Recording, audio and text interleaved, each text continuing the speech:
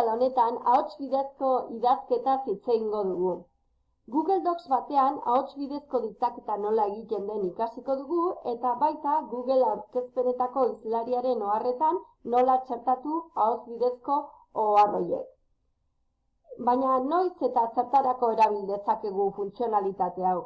Adibidez, edozein ohar idazteko, korrika eta presaka gabiltzanean eta idazteko aukerarik ez dugun une horiek aprobetxatzeko, bilera baten ondoren laburpena jasotzeko, ikaslei feedbacka emateko ere erabil dezakegu, azken finean edozein unetan iaia erabil dezakegu ahots bidezko diktaketa hau. Zeintzuk dira abantailak?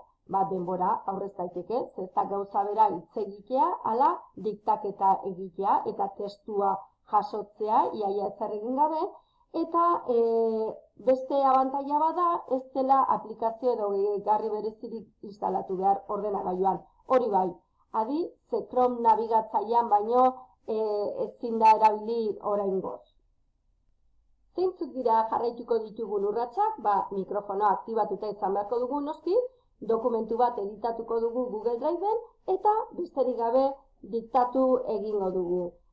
Kontuan izan beharko dugu puntuazio ere erantz daitekela hainbat hizkuntzatan, beste askotan ez dago oraindik funtzionalitate hori, eta komando ezberdinak ere erabil litezke ondoren edo testua diktatzen dugunean, jarraian, testu hori editatzeko eta hobetzeko. Ikus dezagun nola egin. Berri Google Drivean sartuko gera eta Google dokumentu berri bat zabalduko dugu. Bertan, tresnak eta hementxe ikusiko dugu ahots bidezko idazketa. Beraz, hementxe klik eginez ikusiko dugu aukera ezberdinak izango ditugula. Euskaraz egiteko edo beste hainbat hizkuntzatan. Oraingoz, euskaraz egingo dugu diktaketa. Horretarako, klik egingo dugu mikrofonoaren gainean eta hitz egiten hasiko gara. Lehenik eta behin, euskaraz arituko gara, ikusteko ea nola jasotzen duen gure mezua. Orain gaztelaniaz egingo dugu proba. Hementxe hautatuko dugu hizkuntza eta klik eginez hitz egiten hasiko gara.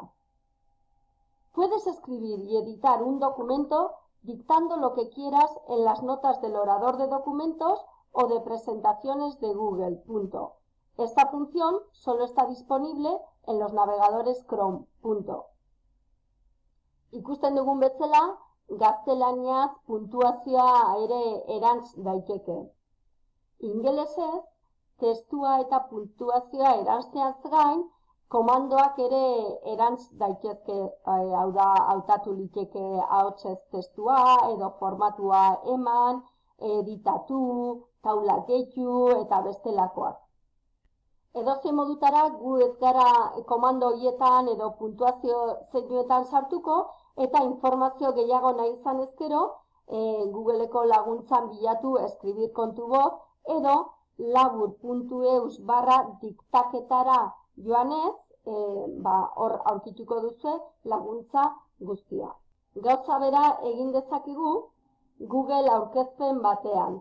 Google aurkezpen batean, hizlariaren eremuan txertatu nahi balin baditugu oharrak ahots bidez, aurkezpen bat zabaldu, eta gauza bera, tresnetan, ahots idazketa bidez egindako hizlariaren oharrak klikatuz, ikusiko dugu, berriz ere mikrofonoa zabaltzen zaigula eta oharrak hemen txertatuko zaizkigula, hizlariaren oharren eremuan. Hemen txertatuko ditugu oraingoan oharrak. Hauxe izan da guztia. Bideo tutorial honetan, Google Docs batean ahots bidezko diktaketa nola egiten den ikasi dugu, eta baita ahots bidezko oharrak nola txertatzen diren Google aurkezpenetako hizlariaren oharretan. Beraz, espero dugu baliagarria izatea eta erabiltzea. Hurrengora arte!